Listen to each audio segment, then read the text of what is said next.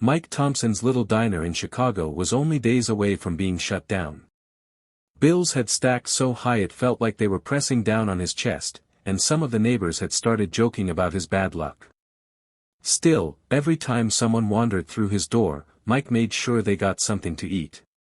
One rainy night, he handed over his very last plate of food to a shaking homeless man, brushing off the murmurs that his generosity was the reason he couldn't stay afloat.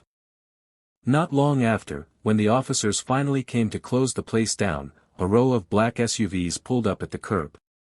To everyone's shock, that same man people thought was just another drifter stepped out, now wearing a sharp suit that made the whole block fall silent. Mike's diner looked like something time had nearly forgotten. The neon sign above the door flickered and buzzed, its glow fighting against the drizzle that had soaked the streets all afternoon. Inside, the smell of fried onions and strong coffee clung to the air, mixed with the faint dampness that drifted in whenever the door swung open. The booth sat empty, their cracked red vinyl cushions holding nothing but a few stray crumbs from the morning. In the background, the hum of an old refrigerator filled the silence. Behind the counter, Mike leaned with his shoulders slouched, running a worn rag over the same spot again and again, not to clean it, but to keep his mind busy. The stack of bills waiting in the office drawer hadn't been touched in days. People always said he gave too much of himself away, and maybe they were right. Almost every evening, someone wandered in hungry, a frail old woman, a group of kids with hollow eyes, or men whose shoes were falling apart. Mike never turned them down. He'd push a plate across the counter without a word. To him, it wasn't charity, it was just what needed to be done. "If I can cook, they can eat," he often muttered under his breath. That night, the bell above the door jingled softly, and a thin figure stepped in. His coat clung to him like a second skin, soaked through. His beard was patchy, his eyes tired and sunken, and his hands shook as if the cold had settled deep in his bones. Mike didn't hesitate. He motioned toward the nearest booth. "Sit down, brother. You're freezing." The man shuffled forward without a word. He smelled faintly of rain and that heavy kind of exhaustion that comes from too many nights sleeping on concrete. Mike poured him a hot cup of coffee, set down a steaming bowl of chicken soup, and slid over a couple of painkillers from the jar near the register. From the corner booth, two locals whispered loud enough for Mike to hear. "That's why he's broke," one muttered. "Giving food away to every stray that walks in. Place won't last till winter," the other snorted. Mike's jaw tightened, but he didn't turn around. He caught their reflection in the chrome of the coffee machine and let them think what they wanted. Defending himself wouldn't change anything. Instead, he focused on the man in front of him. The stranger sipped slowly, his eyes fixed on Mike with a stillness that felt unusual. Every move Mike made, the way he tucked the rag into his apron, the way he leaned forward with quiet concern, was watched closely. Mike didn't realize it then, but that gaze carried more weight than any gossip at the booth. Outside, the rain hammered harder against the windows. Mike rubbed his tired eyes, not knowing the night had just opened the first page of a chapter that would change everything. By morning, sunlight pushed through the fogged windows, leaving streaks of dust on the glass he hadn't found time to clean. The tables stayed mostly empty, save for a couple of regulars with coffee cups in hand. Their voices carried louder than they probably meant. "Poor guy's too soft," one said, stirring sugar into his cup. "Soft?" the other scoffed. "It's stupid.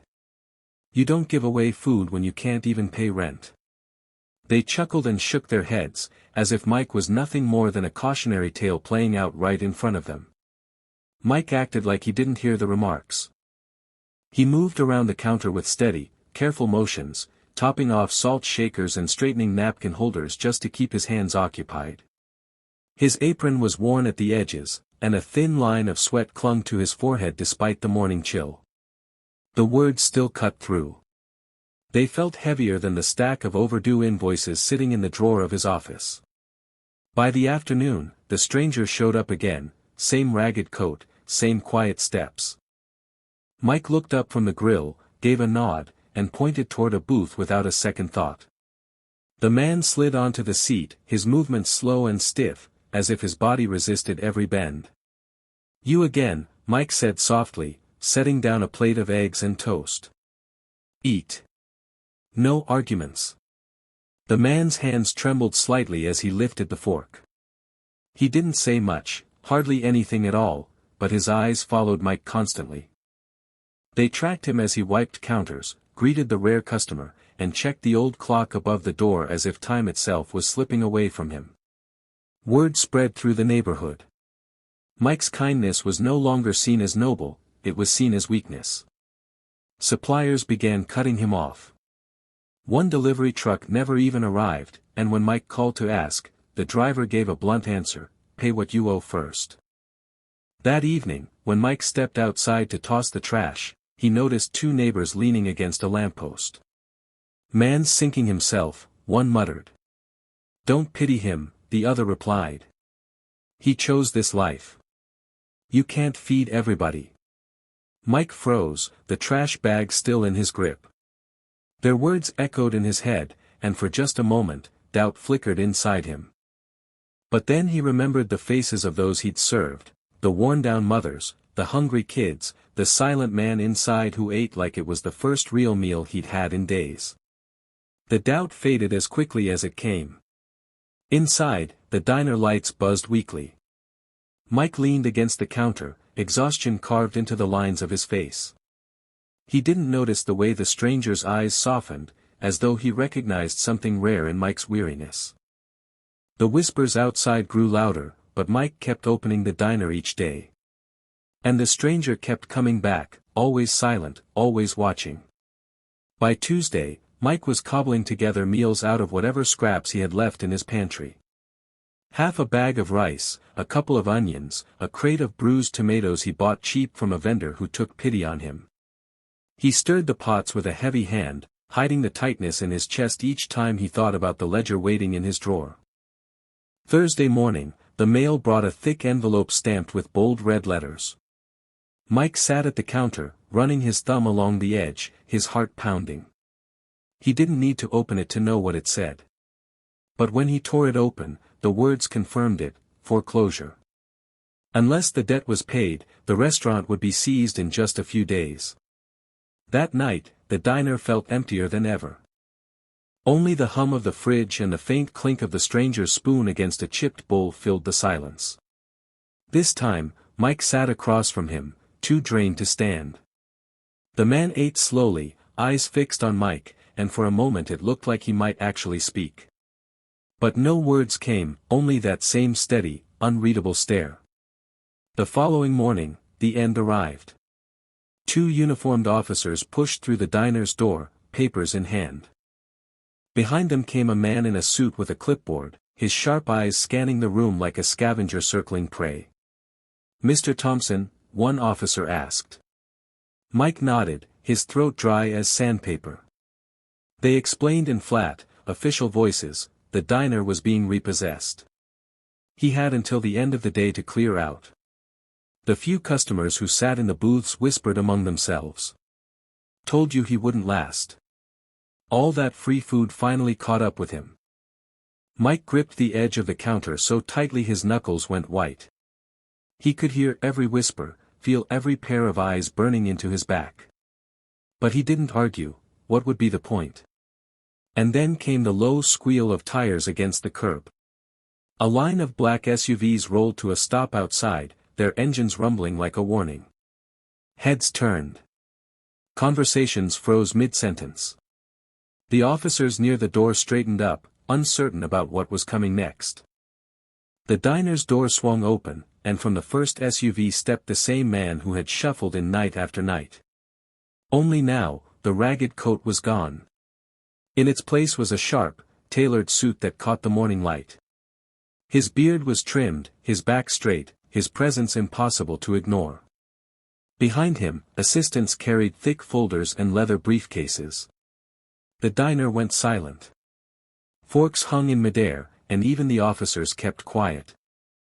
The man's steps were slow and deliberate, his gaze fixed on Mike.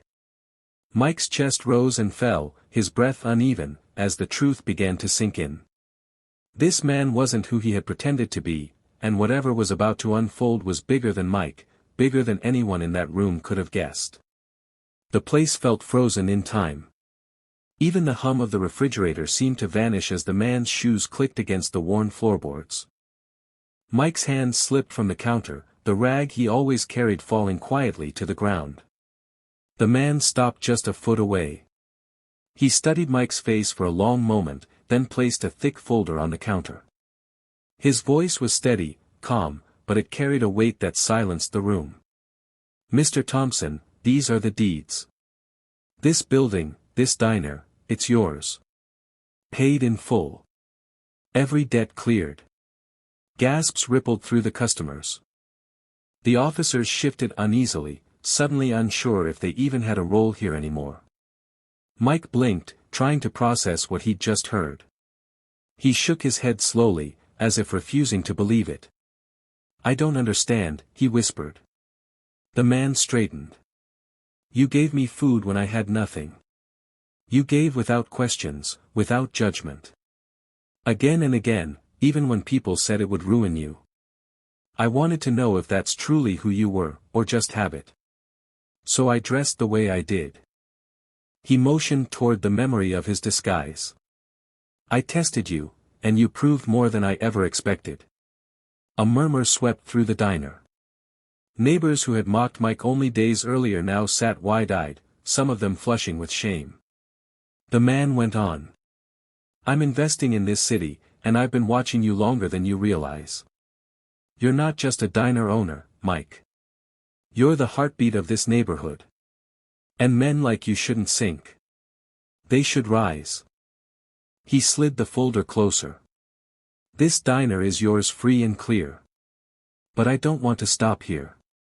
I want to expand it, fund new locations, spread your vision. If you'll let me, I'll back you every step of the way." Mike's throat tightened.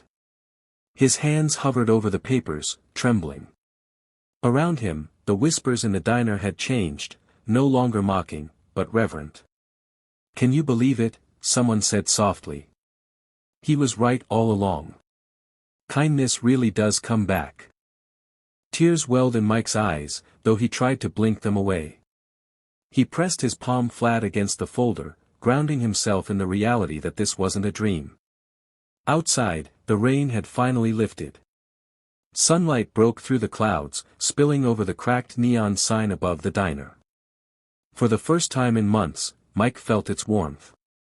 And though his life had just been changed forever, one thing in him remained the same. Tomorrow morning, when those doors opened, anyone hungry would still have a seat at his table. Because in the end, that's what had saved him. His kindness had almost cost him everything, but in the end, it became the very reason he was saved.